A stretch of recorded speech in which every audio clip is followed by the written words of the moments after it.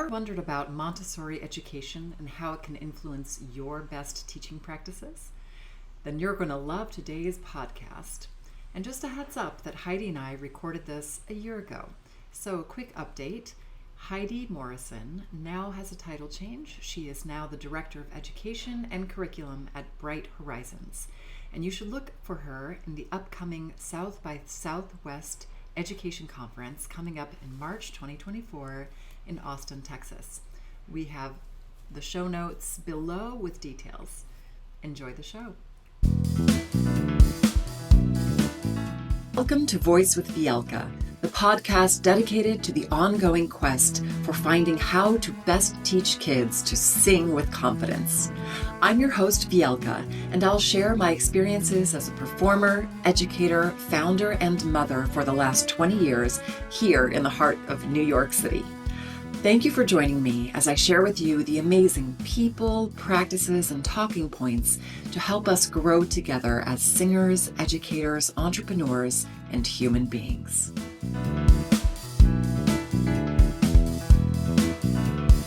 Hello and welcome to Voice with Vielka. I am so excited to have everyone here together on this live podcast recording with an audience for the first time today with one of my besties who I absolutely adore. We have, yes, it seems like a lifetime together, but let me tell you a little bit about her. So today, the theme is really everything I needed to know I learned in kindergarten, only I've adapted that idea of the title of that book to all I really needed to know about teaching. I learned teaching kindergarten, or should I say primary, but we'll get into those differences as we speak to our incredible guest today, Heidi Morrison. Heidi is currently the Senior Director of Programs at Higher Ground Education, where she trains and mentors early childhood teachers at 115 guidepost Montessori schools across the United States and Europe. She develops and runs professional development training based on the needs of the teachers she's mentoring and coaching. And she's passionate about introducing families to a Montessori way of life, and her favorite role in her career has been teaching children to read. She spent the last 20 years in the Montessori world. She has her master's degree in early childhood education from Mercy College and a bachelor's degree in psychology. She also holds a Montessori primary ages 3 to 6 certification from Association Montessori International and Orton Gillingham multisensory training. Heidi spent a decade teaching in Montessori schools in New York City before transitioning into various leadership roles, including Director of Admissions, Director of Early Childhood, and Head of School. She's been involved with startup Montessori schools as well as very established ones in her career, and she consulted with several Montessori schools to develop parent-child classes and has led countless parent education events on topics ranging from toilet learning, mindfulness, and managing big emotions in children to literacy development in early childhood. In her free time, she enjoys yoga, reading, and hiking the beautiful Colorado mountain trails with her husband, their 3 children, and their very energetic dog. So let's give Heidi a very warm welcome. Thank you so much, Heidi, for being here. My pleasure. I'm so excited to be here to talk with all of you. It's so funny to hear your bio being read out loud, and a list of all of the things that you've kind of done, which is just part of you. But thank you. Appreciate the introduction and super excited to dive into all things early childhood. Thinking we are now celebrating 20, 21, 22. 20-something. We're in our early 20s in our relationship.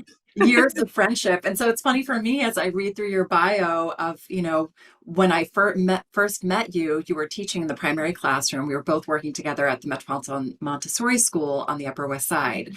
And to have seen you really develop, all these years and all the learning we've both done and being able to share the journey together. And I really wanted to have you on here to help people who have never maybe been exposed to Montessori and just have these really unique perspectives that you have as an educator, as a mother, as an administrator, and share that introduction. But first, why don't you just start by telling us your own story of, how you got on this path and how you got where you are today. So I discovered teaching as a career probably 22, 23 years ago, right around the time we met, actually. And I, grew up in India, went to very traditional Catholic school, was taught by the nuns. There was no deviation from the path. It was textbook learning and a lot of memorization, a lot of like kind of regurgitating those skills and tests. Might be familiar to some of you, might not, but so grew up with that kind of a background. And honestly, because I had not experienced anything else, it didn't seem very different or unique to me. And so when I kind of tumbled into the Montessori world, discovered it first when I was in college and visited some Montessori schools. It was very, very eye-opening for me. The idea that the classroom doesn't have desks and chairs, that children choose where they sit, the idea that there are mixed stages in a classroom and it's not one grade being taught at a time, so many different ideas. And so I fell in love with it almost immediately. So went right through into my Montessori training and wanted to get, a ton of experience. And so started teaching. And my first job was out on a school on Long Island, fresh out of training, trying to kind of piece it all together. And now looking back, those early years when you, as a teacher, are walking through fire just a little bit, right? And then encountering all of these personalities and trying to figure out what makes each one tick. You just kind of fall back on, what you know best, which for me was traditional education. So it took several years of having really good mentors and people. I was lucky enough to have many of those who shared their practice, shared tips and tricks, different ways to react to different children's kind of emotions and their parents' expectations in New York City, navigating all of this. I loved it. And so taught for a full 10 years, and then kind of wanted something a little bit more, moved into many different administrative roles. And when we moved from New York City to Denver, which is where we now live, kind of tumbled into this idea of like, well, I could share my expertise with all of these other teachers and the impact that we can have together, because when you're teaching a class, you impact 25 students, maybe 30 in any given year, right? And their families. But the impact of mentoring 500 plus guides, right? We call our teachers guides in the Montessori world. So the impact of mentoring all of those guides, and then that is so transformational, that ripple effect over each of them teaching a classroom of 25 students. So in a place and lucky enough to work for a company that I love, that in a role that I have a passion for, and just really passing that knowledge on. Yeah. So we can mentor all of the others that are coming up through the ranks. I love it so much, and you're definitely having a huge impact. And I really love that in the Montessori world, rather than using the word teacher, it's guide. I find that really, really interesting. And maybe you can tell us a little bit more about, why the word is guide, and maybe even going back a little bit, telling us a little bit about Maria Montessori and where this all originated. Oh, so cool. She was just a cool lady, if you think about that. And especially in this week, I think it's Women's International Week or something like that. And so for me, I mean, when I think about someone cool who changed the world, Maria Montessori is definitely up there. So she lived over 100 years ago. She was the first woman Italian physician, right? And in a time where, was unheard of. She went through her medical training in these rooms where they were filled with men. They had to cut open cadavers. People really didn't want her around. It was a very, religious Catholic country growing up, and it was frowned upon that a woman wanted to do all of these things. But she persisted, went on to get her degree, worked a lot with very young children in the slums in Italy. So she started her very first Montessori school in the slums of San Lorenzo in Italy. And she called her school a Casa dei Bambini, which the literal translation is a house for children. And so even now, like over 100 years later, we still refer to our 3 to 6 age group classrooms as children's houses. And the idea is that this was the first time where something really was meant for the children, right? So the environment is for them. Everything is child size, which now seems so intuitive. Of course, the tables and the chairs should be smaller. Of course, the bathrooms should be accessible, right? Of course, the materials should be child size. But this was revolutionary in the time that she was designing all of this. She was very, very scientific in her method. So she spent many years observing the children, figuring out what they enjoyed doing. She designed these beautiful materials that you will see in Montessori schools. The pink towers right there. That's a very iconic one. And then over the course of her life, she wrote a lot and lectured a lot, and spread kind of her theory of education, which is for the child. And so those are the things that we've come away with and have lasted through the honestly 100 years later.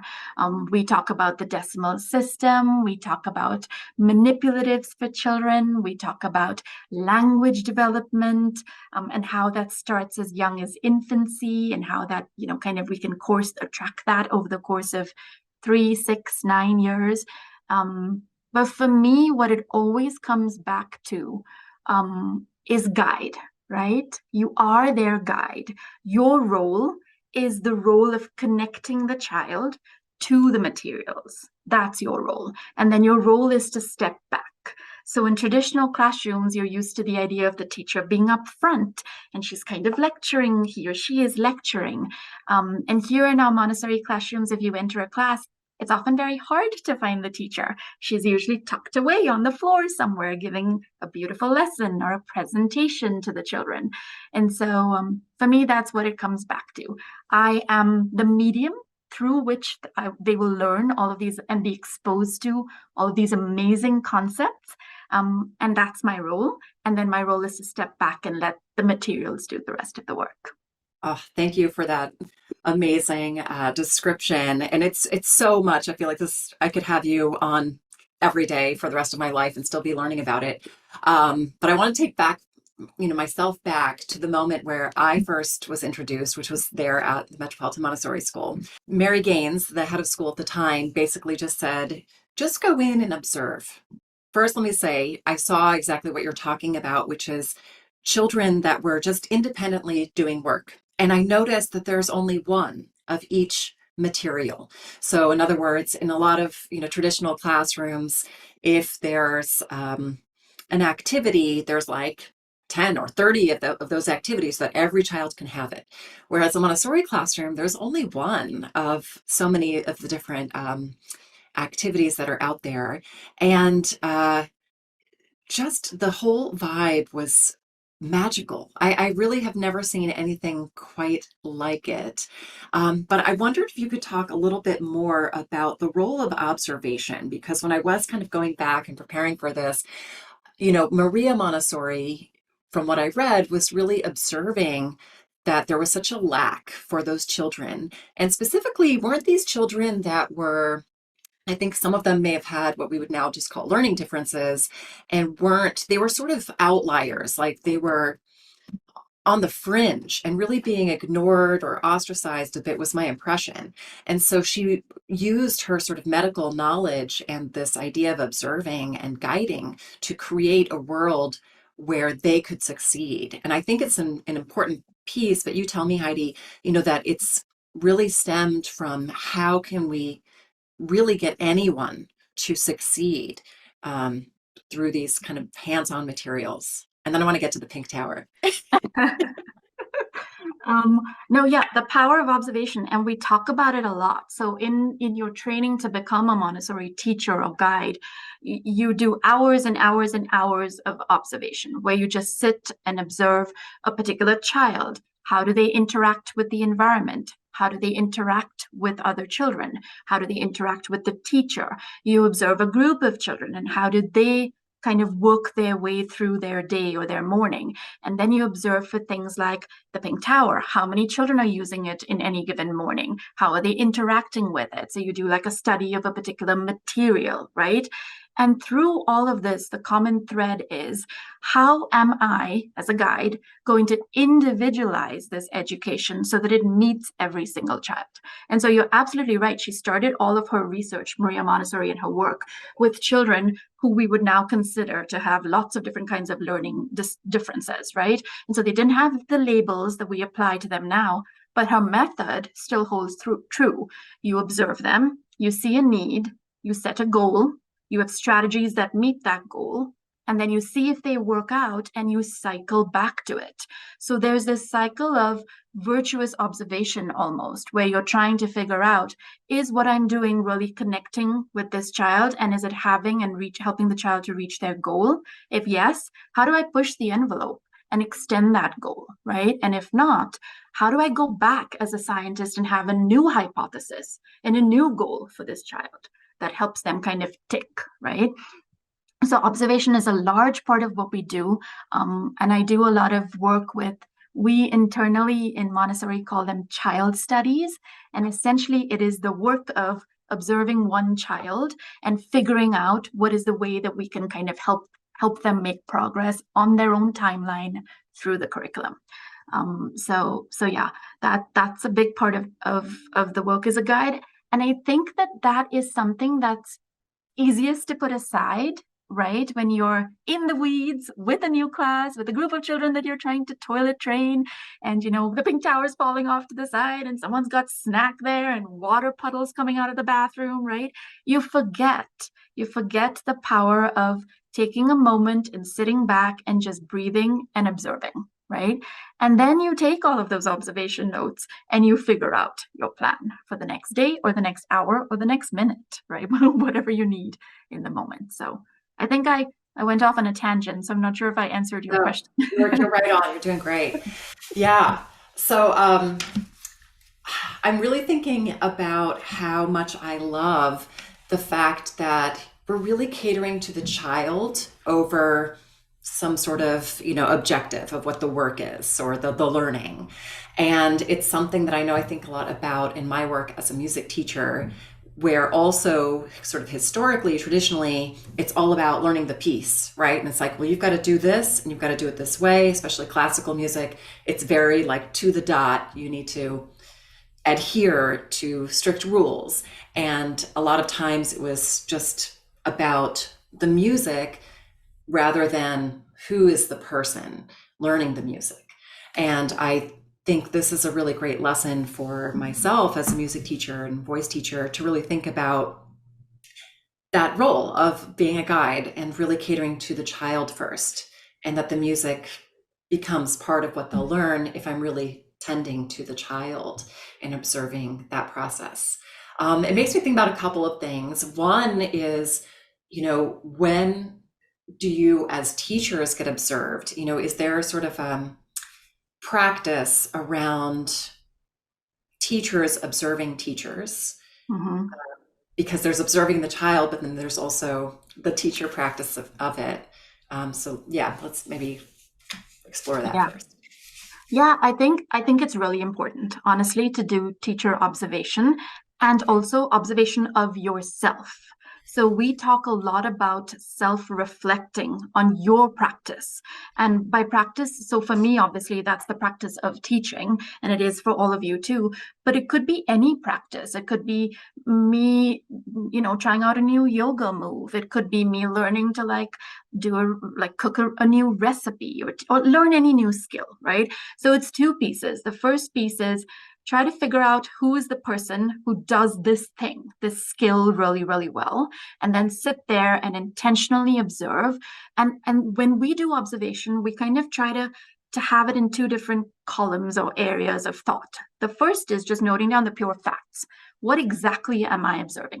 The teacher walks over to the sink, she picks up a pitcher, she fills it with water, she walks to the table, she fills the student's glass, and so on and so on. And then the second part of that is, what is this bringing up for me? What questions, what reflections, what recommendations, what might I do differently next time? What am I curious about with this particular student in this particular situation with this particular teacher, right? So that's part of it for me, taking it all apart, the facts, and then what are you thinking and wondering about all of that? And then student observation too. So in a Montessori classroom, unlike traditional classrooms, the process is not the product is not the first thing we worry about. It's the process, right? So if I'm teaching a 2-year-old to do a gluing project, right? I'm very intentionally showing the movements of unscrewing the glue bottle, taking the little brush and dipping it intentionally and pointing out the littlest dot of glue, right? And then showing each one of those steps in a very broken down style, and then offering it to the student to take over. And they might not get that at all. They might have observed my perfect presentation, and yet when they're doing it, it's a mess. It's all over the place. And that is part of the process. And for me as a teacher, then I observe them and say, oh, I didn't break down the step where they're supposed to wash the glue brush after. And so they put the dirty glue brush back on the tray for somebody else to use. So when I represent this activity, what part am I going to focus on for this particular child to make their next experience with it more meaningful and to improve their skill with this material, right? So you're taking them through those steps. So process over product. But like, make no mistake, just like with music, with Montessori, it's an education system. So my goal is to get those children to read and to write and to do math. So we can't forget those overarching goals as well. And how are you going to lesson plan very specifically for each child to get them to get to that skill or that goal? That is so amazing. And I love how those little details and observing and the self-reflection really helps your growth as a teacher and then the child be able to grow.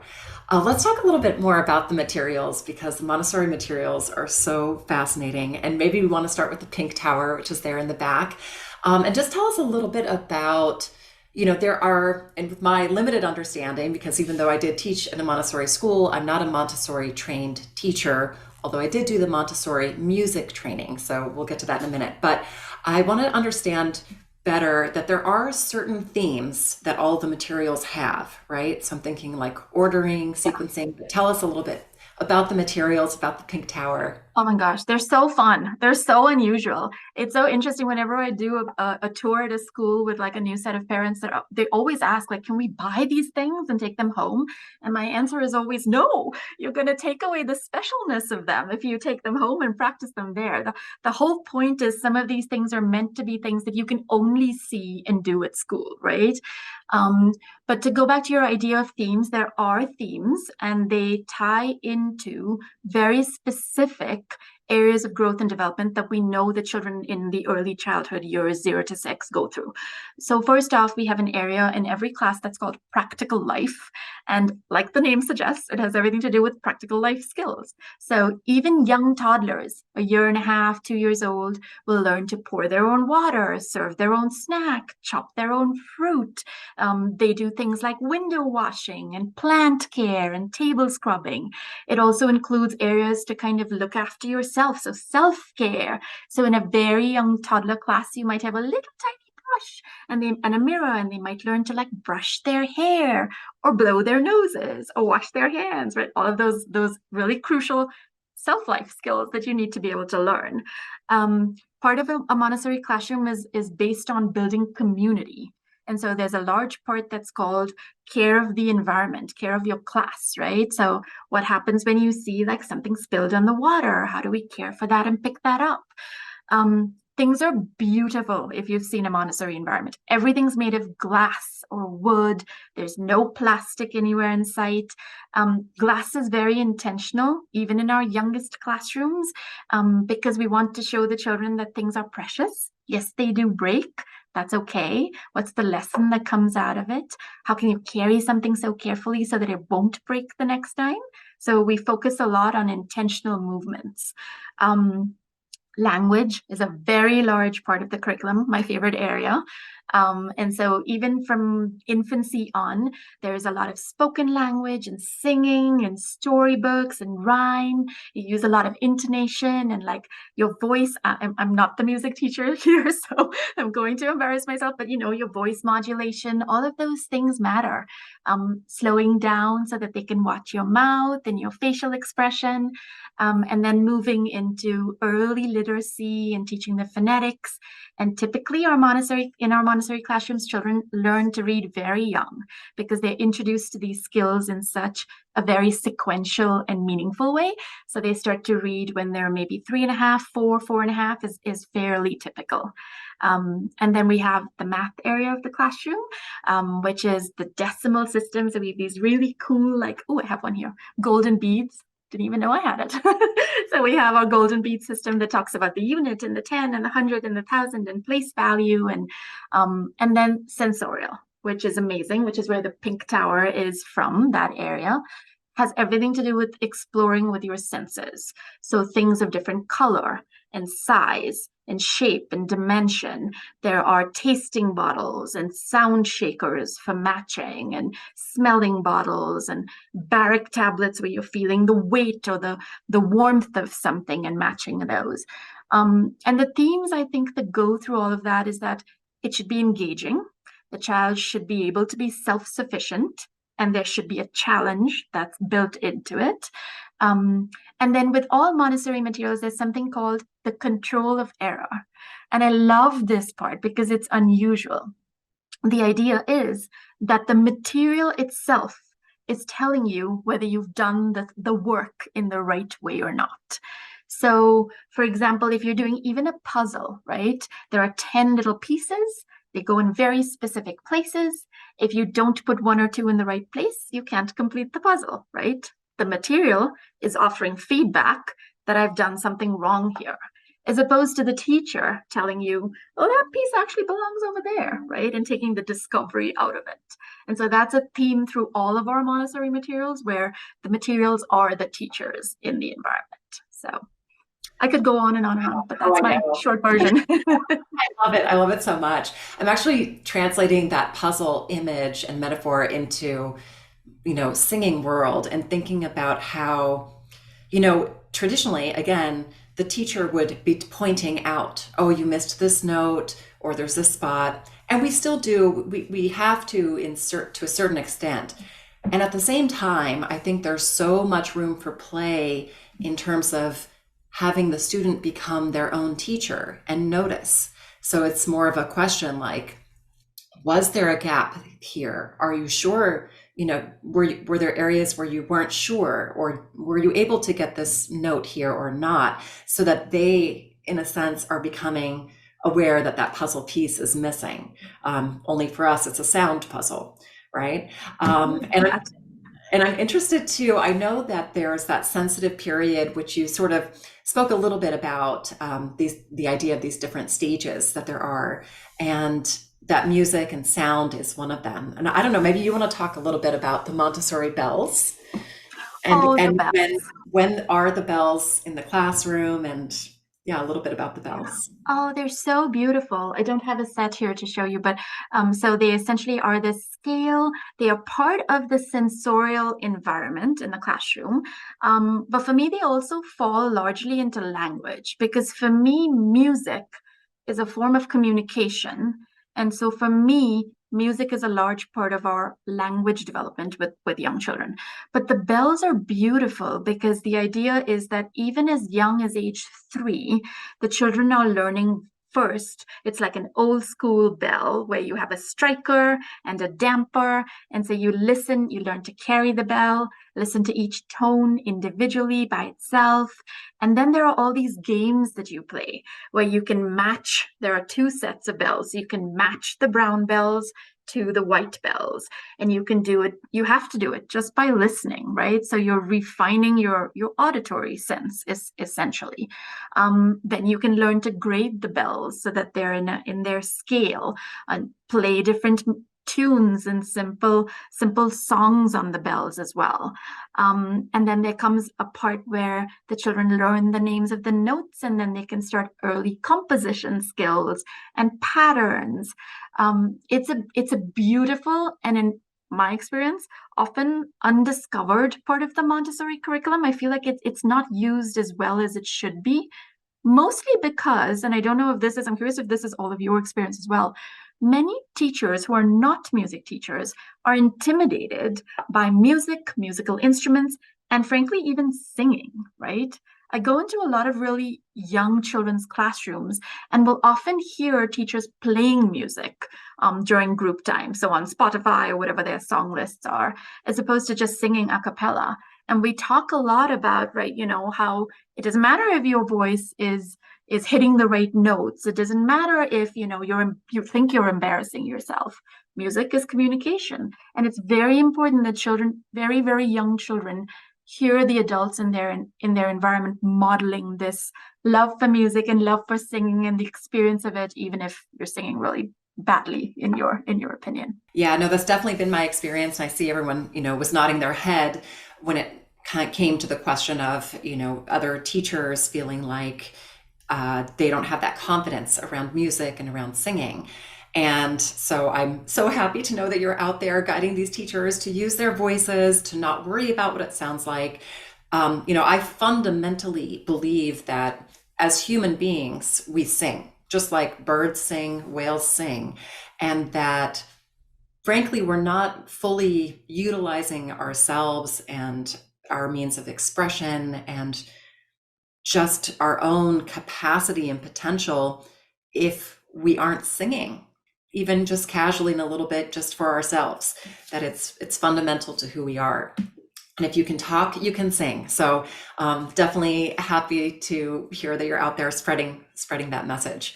I want to talk a little bit about this idea of music as language and communication, and really tying it into what I know is one of your passions, which is really teaching literacy and language and communication, because I'm so curious how we can borrow some of the how and philosophy behind what you do, especially at such a young age, because there are definitely different schools of thought on this topic, and a lot of people are pushing the idea of reading or literacy till much later. So tell us a little bit about what you do. Yeah. Yeah. Oh no. Oh my gosh. Pushing it to later. So for me, like I said, literacy starts as young as infancy. So when the child is born, we call it sportscasting. And it's not a Montessori term, it's a sports term actually.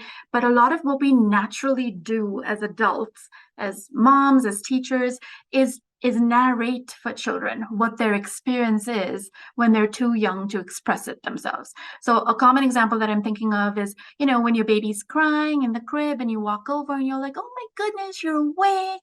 Are you hungry? Is your diaper wet? Let's go check it out, right? And so very naturally, this is our method of communicating with the child. And whether the child is actively listening to you or still crying, they are hearing your voice. And at some point, they are starting to respond to it. And so in the Montessori world, I think in early childhood in general, we don't shy away from using vocabulary and large words, right? I think children are fascinated by them. They love the idea in the fall when you talk about chlorophyll. Oh, what's chlorophyll? This cool thing that's in leaves that A gives them like food and B helps them to change their color, all of those kinds of things. And so I often coach both teachers and parents from a very young age to not be afraid to use terms and then to explain those terms, vocabulary, the best way you can in child size understanding concept language. So singing songs for me, rhymes, clapping syllables, clapping names, rhythm, all of those pieces, I think from the time the child is probably born till they're about 1.5 or 2. And that continues to be important, but then you start to layer in other pieces where now the child is aware that if I say something, my words have power. And the first time this happens is when they discover the word no, right? We've all experienced this. And that's power, right? It's powerful to say no and see what someone's going to do and their reactions like a little bit cool. And then, to push the envelope a bit and see what happens if I stamp my foot and say no. What if I run away and say no?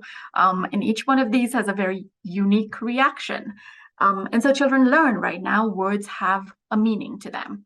And so that's the start of children starting to communicate with you. The next step from there is to then teach them that all of these words are then broken up into sounds. So we do a lot of work with phonetics, right? Oh, ball. I see a ball. I see a red ball. Ball begins with b, b, b, right? So we bring up the phonetics. We teach the symbols of the letters that go with the phonetics. So what does b look like? We don't focus too much on the names of the letters, to be honest, because they're not really important in our early reading and writing curriculum. And then once they have the idea of words having these sounds, it's so cool. Now that you know this, now how do we put these sounds down to make a word?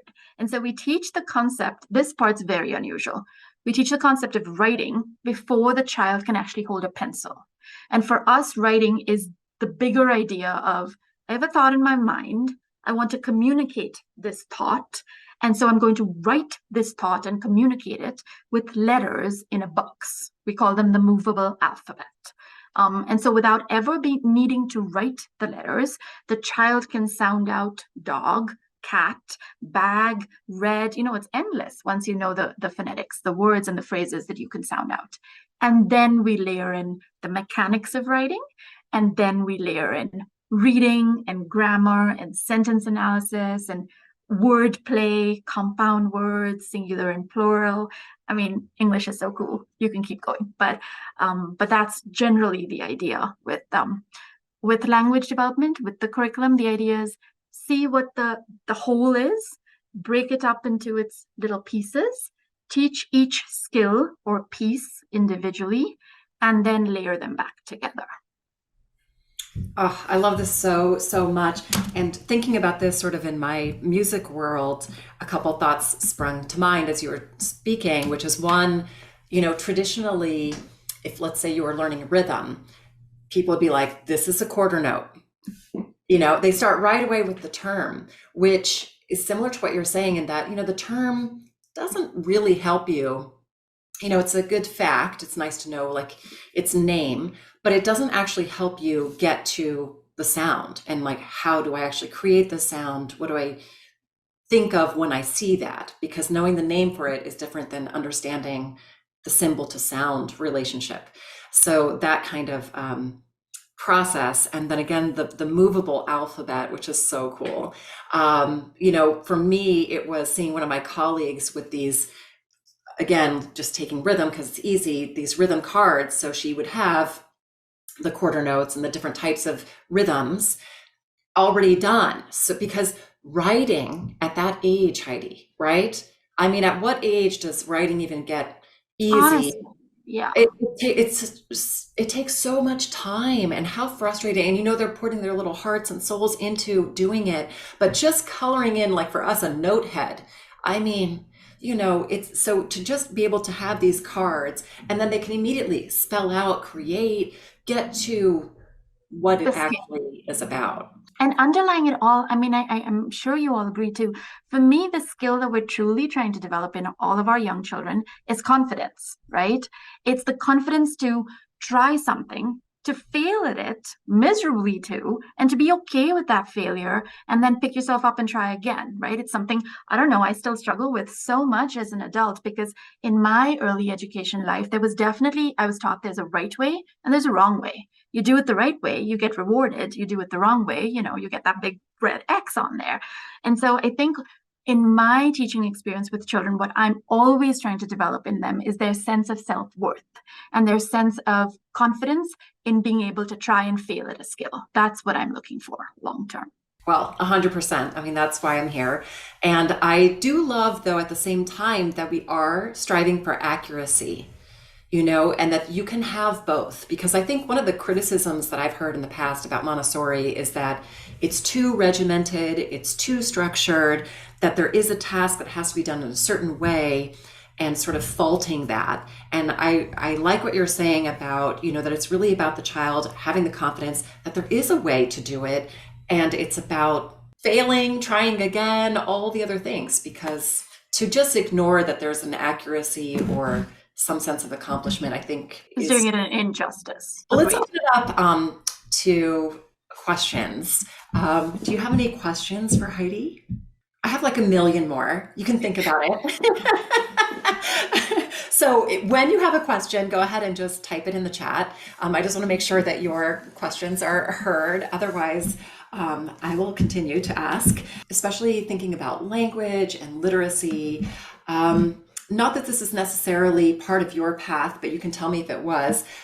I'm thinking about a couple of things here. One, knowing that you originally are from India, and I actually had the absolute privilege of being in the room when you became a US citizen. I mean, let me tell you, it was just one of the most emotional, breathtaking moments for whatever you want to say about the United States and the government.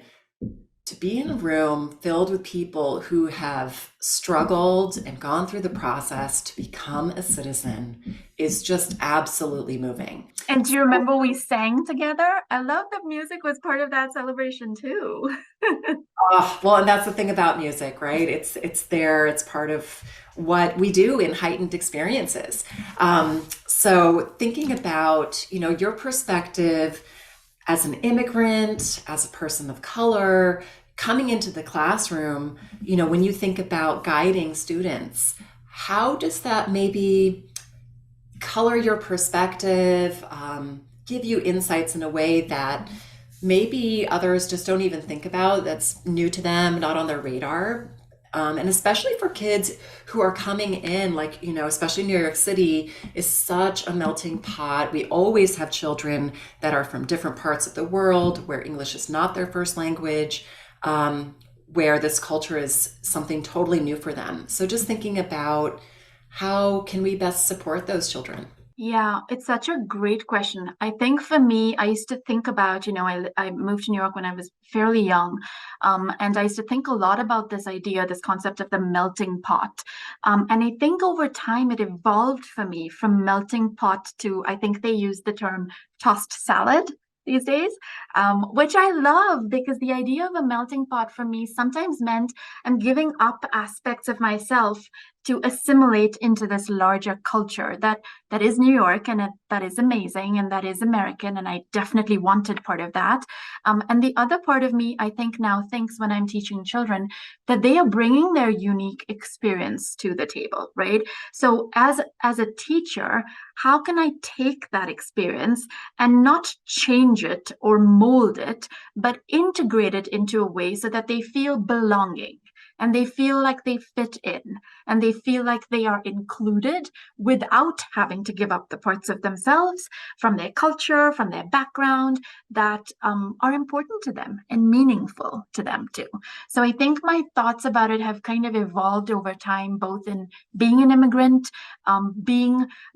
when we lived in New York, it's funny, you don't really think, or I didn't really think of myself as a person of color because New York is just extremely colorful, right?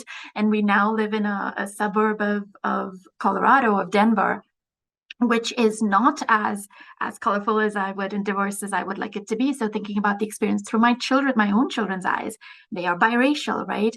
And what does that mean for them? For each one, it means something different.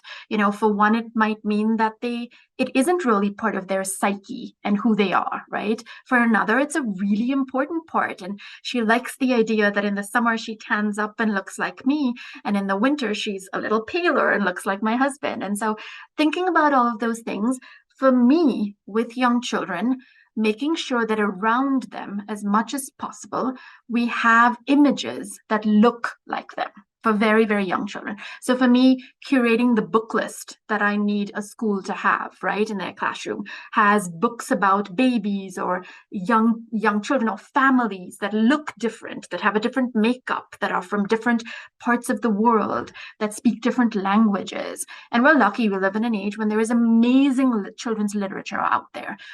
So I always try to be very intentional about talking about the fact that this is what it is for me. What is it for you? Trying to include lots and lots of different holidays and celebrations into our school curriculum, right? It's hard because there are so many, and you always feel like you're leaving somebody out. But I think it's important at the beginning of your time with a family, maybe a student, or when someone's entering school, to ask what's important to them. What are the celebrations they think are cool and want to bring in, and help us to learn about. So I think for me, I've not arrived. It's this constant change and evolution that changes sometimes in every decade with every different role that I take professionally or personally. But it's a beautiful thing to live in this country that allows us to do this, and to have a voice to be able to advocate for those students who need us to. I had not heard about the tossed salad, so I'm really happy for the upgrade. I really do like that. And I think there is too, you said something which makes me feel too, as a music teacher, it's definitely been part of our culture, at least, here in New York City with the approaches that I've used, especially like Kodai, where it's really a lot about ethnomusicology, really seeking out music from other cultures, incorporating that in. And we're never going to get them all. I know. But I think just accept that, and just to hopefully, honor that in an effort of doing our best, especially with the people who are around us and in the room, and starting there. I think that that's huge. I'm not seeing any questions in the chat. Just a last call if you have any questions for Heidi. When I'm listening to someone or a podcast, my questions are usually much later in the car or in the shower or when I'm cooking dinner. So it's fine if they don't come up now. So we'll start heading towards the end of our wrap up, even though I have so much more that I really want to learn from you, Heidi. But again, so grateful that you've been here sharing with us. I asked Heidi to put together a mini playlist of 5 songs. I love that you, at the end, in bold, like capital letters, multiple exclamation points, you're like, it's so hard to just pick 5, which says so much right there.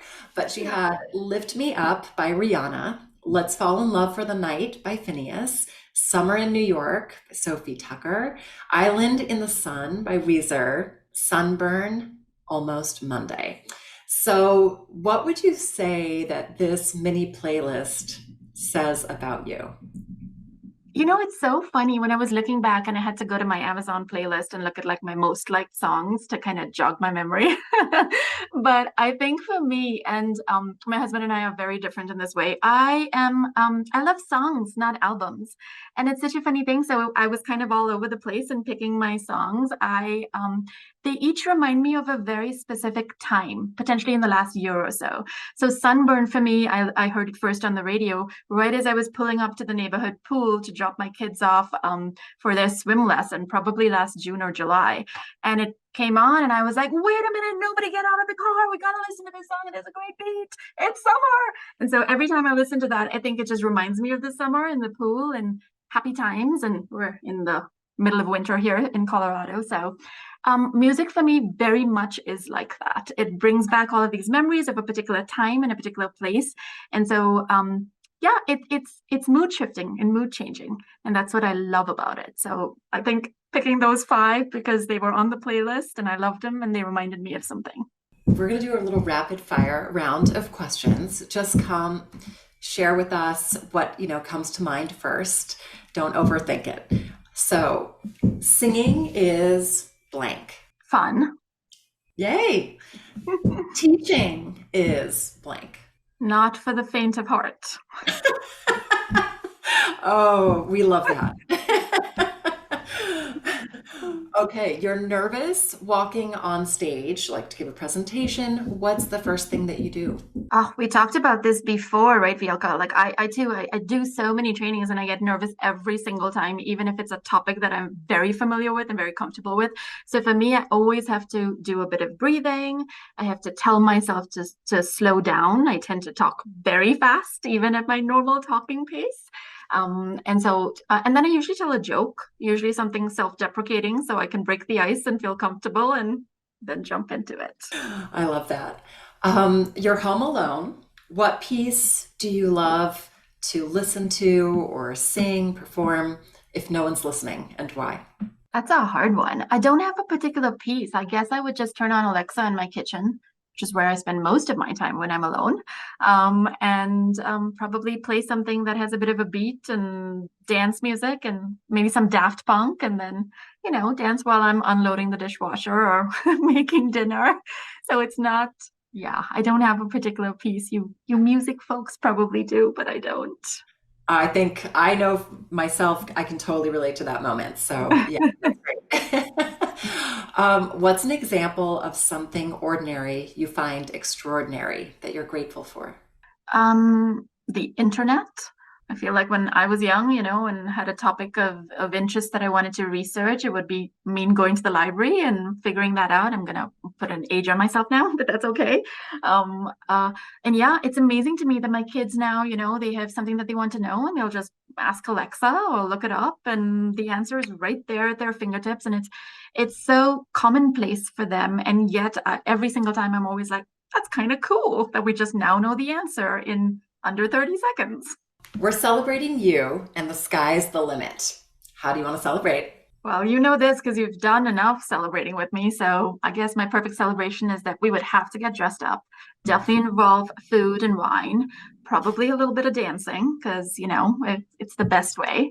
And yeah, just hanging with good people and being with family. I love it.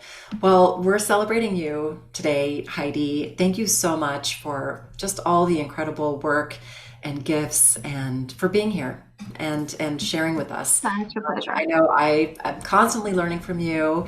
I took lots of notes today. I'll be reflecting on this conversation and how it can help us all grow and level Same. up. I want to share with people, I know you said you have an upcoming event that we could share, the fundamentals of classroom leadership through the Prepared Montessorian Institute. Do you want to just tell us a little bit about that before we go? Oh, it's so fun. So one of the topics that we talk about a lot in our Teacher Training Institute is classroom management. Except we recoined the term and made it classroom leadership because, as a leader, as a guide, you want to kind of put those skills out there proactively. It's not about managing the children. And so we have these amazing fun sessions that come up where we talk about classroom management and classroom leadership skills. And so just wanted to kind of put that on everyone's radar. You're all teachers, whether you're learning to manage a small group and get them excited or larger group, come join us. We'll be there. Oh my gosh, I love that. Classroom leadership.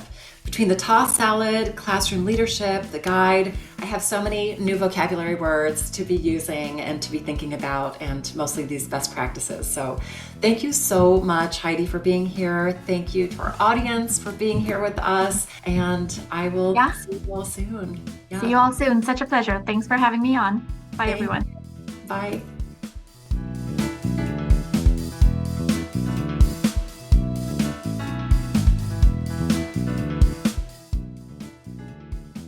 Thank you for joining me for this podcast.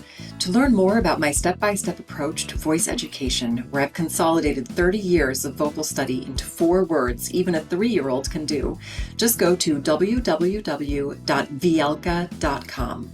That's Vielka.com. Happy singing.